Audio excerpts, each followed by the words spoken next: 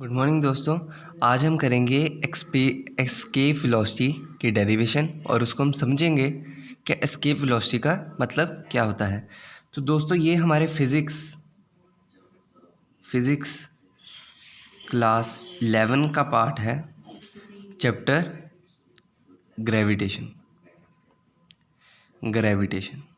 तो दोस्तों आज हम पढ़ेंगे एस्केप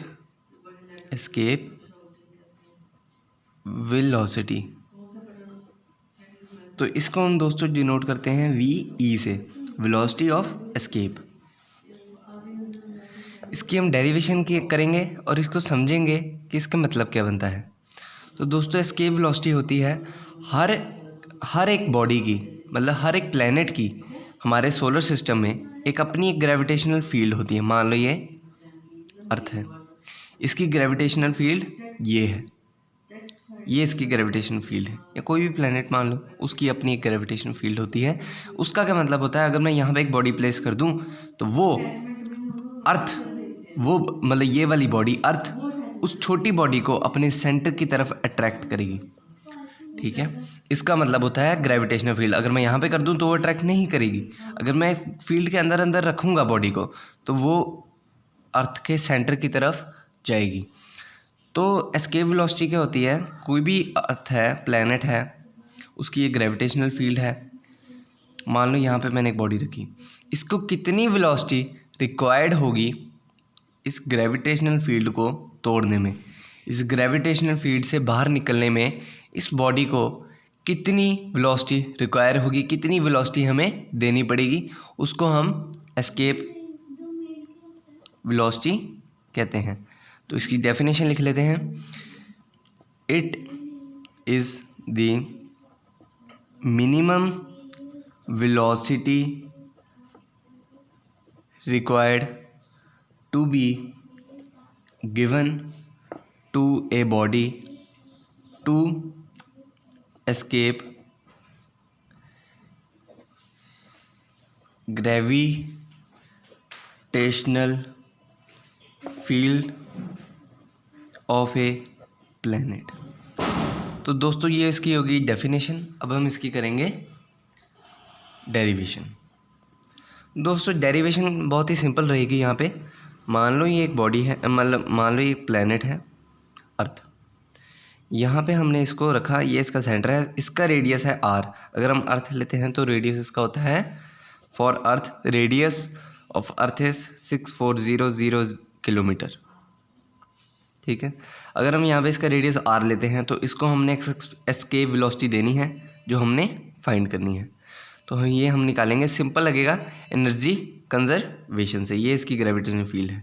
अब दोस्तों अगर कोई भी बॉडी है उसको हम एस्केप वेलोसिटी देंगे, इसका मतलब हम उसको उसकी ग्रेविटेशनल फील्ड से बाहर निकालना चाहते हैं। जो ये अर्थ है, इसकी ग्रेविटेशनल फील्ड से बाहर निकालना चाहते हैं। तो ये बॉडी जहाँ के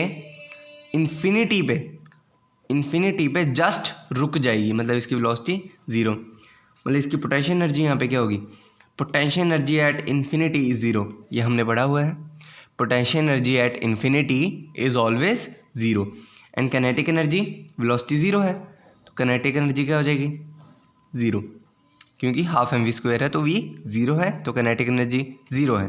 तो हम एनर्जी कंजर्वेशन लगाएंगे, एनर्जी कंजर्वेशन लगाएंगे। एनर्जी कंजर्वेशन में क्या करेंगे, U initial, potential energy of initial point plus kinetic energy initial is equal to U final plus kinetic energy final. अब ये तो हम देख रहे हैं कि इसको इन्फिनिटी पे पहुंचाने के बाद उसकी फाइनल स्टेट होगी, तो U final and K final are 0 + 0 and U initial are minus G mass of earth, mass of body by radius of body. ये हमने पीछे पढ़ा हुआ है ग्रेविटेशन में हमने ये फॉर्मूला पढ़ा हुआ है। और उसकी काइनेटिक एनर्जी कितनी होगी, हाफ। काइनेटिक एनर्जी किसकी, इस बॉडी की kinetic energy half mass of body, और हमने इसको वेलोसिटी कितनी दी, एस्केप वेलोसिटी। तो यहाँ से हमारा सिंपल आ जाएगा। अब तो बस कैलकुलेशन पार्ट रह गया है, Gm/m और m से m कट गया, v is equal to 2Gm/r का रूट। तो दोस्तों ये हमारा हो गया एस्केप वेलोसिटी का फॉर्मूला फॉर एनी प्लेनेट। ठीक है, अब दोस्तों हम छोटा सा एक देख लेते हैं, एक एक्स्ट्रा चीज़। अगर हमने किसी हाइट h तक उसको पहुंचाना है, मान लो, मतलब पहला पॉइंट हम देखेंगे कि जो एस्केप वेलोसिटी है वो एंगल ऑफ प्रोजेक्शन पे नहीं डिपेंड करती। मतलब ये है तो मैं इसको इधर को फेंकूँ, इधर को फेंकूँ या इधर को फेंकूँ, वो डिपेंड नहीं करेगी। तो डजंट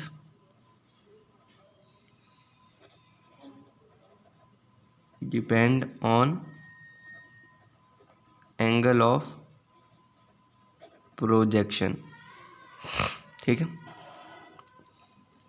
तो दोस्तों अगर हम यहाँ पे देखें कि ये हमारा फॉर्मूला है, अगर हम अर्थ के लिए लेके चलें तो आपको पता होगा अर्थ की ग्रेविटेशनल फील्ड, ग्रेविटेशनल एक्सेलरेशन कितनी होती है, एक्सेलरेशन ड्यू टू ग्रेविटी कितनी होती है अर्थ की, अर्थ की कितनी होती है, ये होती है। ठीक है, ये मैंने कैसे निकाली, force is equal to mass into acceleration. अब फोर्स क्या है, G(m)m/r², ये ग्रेविटेशनल फोर्स होती है, is equal to mass into acceleration हम कितने लेके चलेंगे, g। तो ऐसे ये कट गया, तो ये g की वैल्यू हमारी आ गई, ये g की वैल्यू आ गई, तो ये हमने यहाँ पे पुट कर दी। तो दोस्तों अगर हम यहाँ से देखें, अब हमारे पास क्या है, G(m)r², और एस्केप वेलोसिटी कितनी है, 2G(m)r। अगर हम यहाँ से देखें तो G(m)r क्या होता है, g है ना।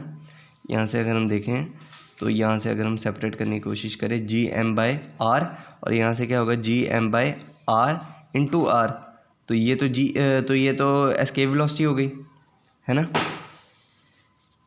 ये g है तो ये एस्केप वेलोसिटी है। ये देखिए, अब ये देखिए G(m)r इक्वल टू G(r), ठीक है। तो ये हमारा फॉर्मूला बन गया, g gravitational acceleration due to gravity into radius, ये आपको दिख नहीं रहा मेरे ख्याल से, acceleration due to gravity into radius is to G(m)r। अब इसको हम इधर पुट कर देंगे, तो हमारा जो एस्केप वेलोसिटी है उसका फॉर्मूला क्या आ जाएगा, ये हमने इसको G(m)r को Gr पुट करना है, 2Gr। तो ये क्योंकि हमने एक्सेलरेशन ड्यू टू ग्रेविटी अर्थ की ली है, ये किसकी है, एक्सेलरेशन ड्यू टू ग्रेविटी अर्थ की ली है, तो ये भी हमारा फॉर्मूला अर्थ के लिए ही है। ठीक है, तो यहाँ पे हम g कितना पुट करेंगे, 9.8 मीटर पर सेकंड स्क्वायर, r कितना पुट करेंगे, ये मैंने यहाँ पे लिखा था 6400 किलोमीटर। तो यहाँ से अगर हम कैलकुलेट करेंगे तो दोस्तों हमारी आई थी 11.2 किलोमीटर पर सेकंड। हालांकि यहाँ पे जो एक्सेलरेशन ड्यू टू ग्रेविटी है वो मीटर पर सेकंड में है, कन्वर्जन्स करके आपको यही मिलेगा कि escape velocity of any body in earth gravitational field due to, है ना, मतलब उसको अर्थ की ग्रेविटेशनल फील्ड से बाहर निकालने में उसको कितनी एस्केप वेलोसिटी की ज़रूरत है, वो है 11.2 किलोमीटर पर सेकंड। तो ये थी दोस्तों हमारी डेरिवेशन एस्केप वेलोसिटी की।